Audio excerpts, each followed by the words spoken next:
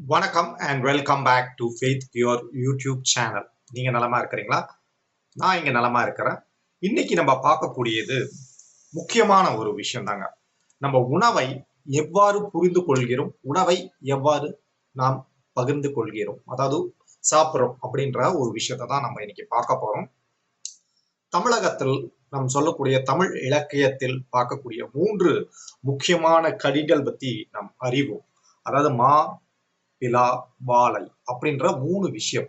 இன்னைக்கு இந்த 3 விஷயத்தையும் தான் நம்ம ஒரு மருத்துவமா, ஒரு மருந்தா நம்ம பார்க்க போற ஒரு விஷயத்தை புரிந்து கொள்ள போறோம். எப்படி இது ஒரு பகுதி ஒன்றுதாங்க. இதுல 2வது பகுதி, 3வது பகுதிகளும் இருக்கக்கூடும். ஏன்னா ஒரு மருந்தை உருவாக்கக்கூடிய ஒரு எப்படி சொல்றதுன்னா, இதை ஒரு ஹீலிங் அப்படின்னு சொல்லுவாங்க. ஒரு குணப்படுத்தும் ஆற்றலை கொடுக்கக்கூடிய மருத்துவங்கள், குணப்படுத்தக்கூடிய ஆற்றலை உள்ள மருத்துவங்கள் எவ்வாறு உள்ளது அப்படின்றத பார்க்கக்கூடிய ஒரு தன்மை தான் இந்த ஒரு காணொளி. சரிங்களா? அப்போ இந்த காணொளியில நம்ம மாம்பழத்தின் மந்திரங்கள். அப்போ என்னடா மந்திரங்கள் அப்படின்றாருன்னா, கண்டிப்பா மந்திரங்கள் இருக்குங்க. நீங்க முருகனோட கதை எடுத்துட்டாலும், விநாயகரோட கதை எடுத்துட்டாலும், ஒரு மாம்பழத்துக்காக சண்டை போட்டது ஞாபகப்படுத்திட்டு இருக்கணும். இதை தான் நீங்க புரிந்து கொள்ள வேண்டும். அதாவது ஒரு மாம்பழத்துக்காக ஏன் சண்டை போடுறாங்க, இது சண்டை போடுற அளவுக்கு இந்த மாம்பழத்தில் என்ன தன்மை இருக்குங்க, என்னன்னா நிலைப்பாடுகள் இருக்கு, இந்த மாம்பழத்தை சாப்பிடறதுனால என்ன செய்யலாம். சரி, ஃபர்ஸ்ட் இது எப்படி சாப்பிடலாம் அப்படின்னா, நான் ஒரு சின்ன வழிமுறை சொல்றேன். மருத்துவ முறை தாங்க இது. நல்ல பழுத்த மாம்பழம் எடுத்துக்கோங்க. இதுல ஒரு மாம்பழம் எடுத்துட்டு அதை நீங்க என்ன பண்றீங்கன்னா, அரை கரண்டி கடுகு, அரை கரண்டி கடுகு எடுத்து தாளிங்க. நல்லா தாளிச்சுட்டு அதுல ஒரு சிறிய துண்டு இஞ்சி சேர்த்திக்கோங்க. அப்போ பட்டை 2 பட்டை தூள் கொஞ்சம் சேர்த்திக்கோங்க. ஒரு 2 சிட்டிகைன்னு வச்சுக்கோங்களேன். கை அளவுக்கு பிடிச்சு இப்படி எடுத்து வச்சுக்கோங்க. அது இல்லாம 2 டீஸ்பூன் அளவுக்கு சர்க்கரை, அரை டீஸ்பூன் எலுமிச்சப்பழ சாறு, உப்பு, இது அத்தனையுமே வச்சு ஒரு சட்னி நீங்க பண்ணி பாருங்களேன். சட்னி வீட்டுல ஒரு சட்னியாக செஞ்சுட்டீங்கன்னா, இது ஒரு டைஜஷனுக்கு நம்ம எல்லாம் செஞ்சுட்டு இருக்கிறதா. நான் சொல்றது ஒரு புதுமையும் புதுசோ எதுவுமே இல்லைங்க. எல்லாம் வீட்டுல இயல்பா செய்யக்கூடியதுதான். பட் அதை மருத்துவ குணத்தை புரிந்து நம்ம செய்யறதுக்கு தான் நான் இந்த ஒரு காணொலியை நான் உங்களுக்காக வெளியிட்டு இருக்கிறேன். அப்போ இதுல இருக்கக்கூடிய மருத்துவத்தை நம்ம ஒரு மாம்பழத்தை வைத்து ஒரு சட்னி செய்வதால் அது கொடுக்கக்கூடிய என்னென்ன நம்மளுக்கு கிடைக்கும்.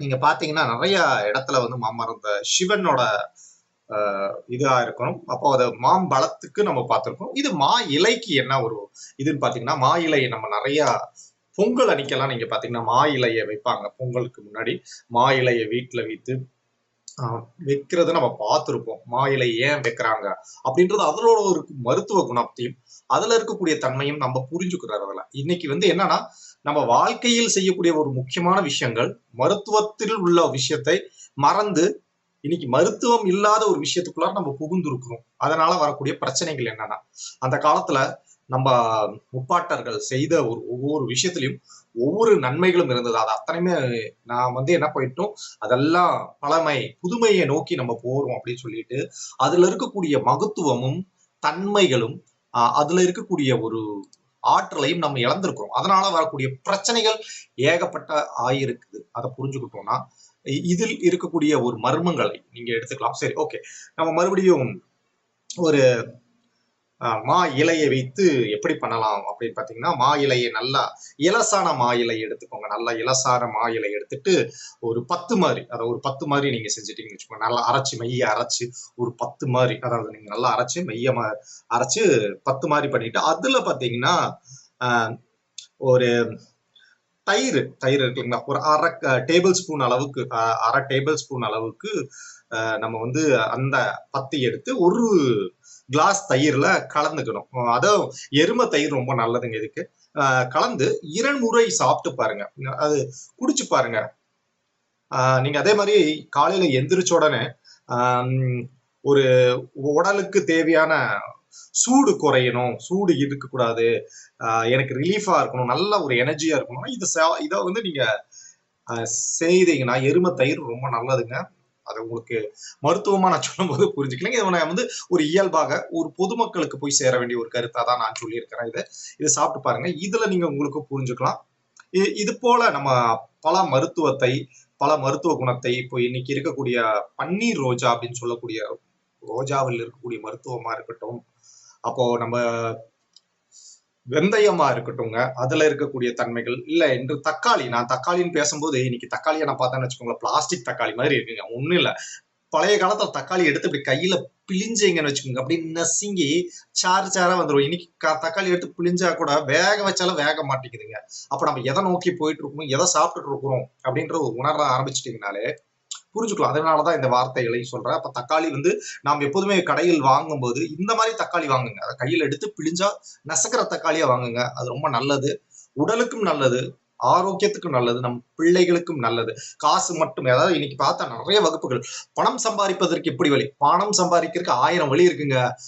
உடல் கெட்டு போச்சுன்னா திருப்பி உடலை சரிப்படுத்துறதுக்கு வழிதான் இங்க இல்ல. அதுதான் பிரச்சனையா இருக்கு. பணத்தை வச்சுட்டு நீங்க பிரச்சனையை வச்சுக்கிட்டு என்னத்த செய்ய போறீங்க? காசு அதுக்கே செலவு பண்ணிட்டே தான் இருக்க போறீங்க. அது இல்ல. நல்ல ஆரோக்கியமா இருந்தா பணத்தை அதுக்கப்புறம் எப்படி வேணாலும் சம்பாதிக்கலாம். ஆனா பணம் சம்பாதிப்பதற்கு 1000 பேர், 2000 பேர், 5000 பேர் ரெடியா இருக்கிறாங்க. ஆனா ஆரோக்கியமாக இருப்பதற்கு 100 பேர் கூட தயார் இல்ல. இது யார் செய்வாங்க? எப்படி செய்ய முடியும்? இது சாத்தியமா? இது செய்யறதுனால எனக்கு என்ன வரும்? அப்படின்ற ஒரு எண்ணத்துக்கு புள்ளார் போயிறாங்க. அதுக்குத்தான் நான் இந்த நேரடி வீடியோ போட்டிருக்கிறேன். இது கண்டிப்பா உங்களுக்கு ஒரு விழிப்புணர்வாய் மட்டும் இல்லை, நாம் செய்யக்கூடிய சிறு சிறு தவறுகள், நம் வீட்டுக்கு அருகில் வளரக்கூடிய அத்தனை மகத்துவத்தையும் மருத்துவத்தையும் புரிந்து கொண்டு அதை பயன்படுத்தி அந்த பயனை ஆரோக்கியமான வாழ்விக்கு, ஏன்னா நம்ம பிள்ளைகளுக்கு எதை கொடுக்கணும்னா நல்ல வாழ்க்கையோ, நல்ல வேலையோ, நல்ல சம்பளம் மட்டுமே இல்லைங்க, நல்ல ஆரோக்கியத்தையும் கொடுக்க வேண்டிய ஒரு கட்டாயத்தில் இருக்கிறோம் அல்லவா? அந்த கட்டாயத்துக்காகவே இந்த மாதிரி ஒரு வீடியோஸை நிறைய லைக் பண்ணுங்க. ஃபேத் டிசிஎம் அக்குபஞ்சர் அப்படின்ற ஒரு கோயம்புத்தூர்ல இருக்கக்கூடிய ஒரு அக்குபஞ்சருக்கு தொடர்பு கொள்ளுங்க. உங்களுக்கு வெரிகாஸ் வேணுன்ற ஒரு வகுப்பை நான் வந்து 28ஆம் தேதி ஜூலை அன்று சென்னை வளர்சவாக்கம்ல எடுத்துக்கொண்டிருக்கிறேன். அது பாத்தீங்கன்னா முழுமை தீர்வை கொடுக்கக்கூடிய ஒரு வகுப்பாக அமைஞ்சிருக்கு. எல்லோரும் கலந்து கொண்டு அதை பயனை பெற்றுக்கொள்ளுங்கள் என்று வேண்டுகொள்கிறேன். சப்ஸ்கிரைப் பண்ணுங்க. நன்றி, வணக்கம்.